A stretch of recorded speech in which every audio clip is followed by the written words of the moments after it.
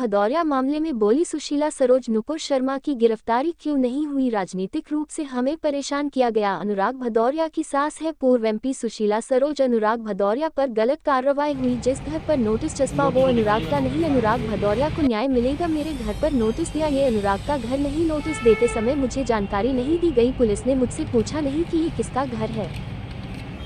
हाथ जोड़ करके माफी मांग लिया है। और आज तो मैं भी कह रही हूँ माननीय योगी जी से कि मैं गोरखपुर की बेटी हूँ, आपके मठ से 14 किलोमीटर की दूरी पर रहती हूँ और वहाँ पर पूर्वांचल में लोगों का जमान ऐसे ही फिसलती रहती है जो ब्रह्मलीन बाबा हो गए हैं। आप जानते हो कि गोरखपुर के लोग भी किस तरह से नाम लेते हैं। तो इस तरह से आप एक बहन के नाते कम से कम हमारा वो दामाद है उसको क्षमा कर दीजिए। मैं आपके साथ दो बार लोकसभा में मेंबर भी रही हूँ, तो अगर आप क्षमा कर सकते हैं तो कर दें। समाजवादी पार्टी के होने के नाते आप क्षमा नहीं कर सकते हैं तो कोर्ट हमारा पक्ष रखेगी। और मुझे उम्मीद है कि कोर्ट जो है वहाँ पर हमारा पक्ष रखेगी और कोर्ट हमारी बात सुनेगी। इसी के साथ एक बात और कहना चाहती हूँ, बड़े जोरदार ढंग से कहना चाहती हूँ। 13 तारीख को FIR लिखी गई थी और 14 तारीख को पुलिस हमारे घर पर आ गई। मौका ही नहीं दिया किसी तरह का। 14 तारीख को पुलिस आ गई और यहाँ पर 10-12 लोग हमारे गेट पर आ गए।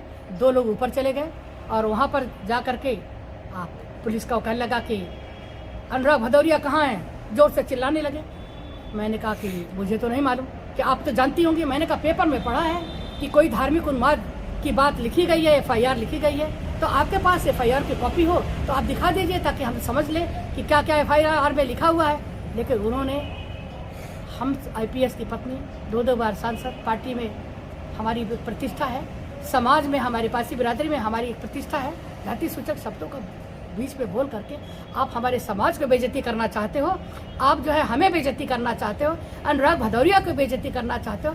हम लोग की प्रतिष्ठा में आप जो है सिर्फ पार्टी के होने के नाते हमारे प्रतिष्ठा में दाग लगाना चाहते हो। अरे ये तो छोड़िए, आजम खान जी का जो भी मुकदमा चल रहा, आपने तो उनका वोटर का अधिकार भी छीन लिया।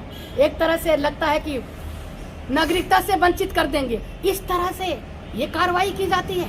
ये सब चुनावों को लेकर के हो रहा है और हम डरने वाले लोग नहीं। आंदोलन में कई बार जेल गए हैं, अनुराग भी डरने वाले नहीं है। जेल भेजना हो तो भेज दो, लेकिन एक सामाजिक और हमारी प्रतिष्ठा को खराब मत करो।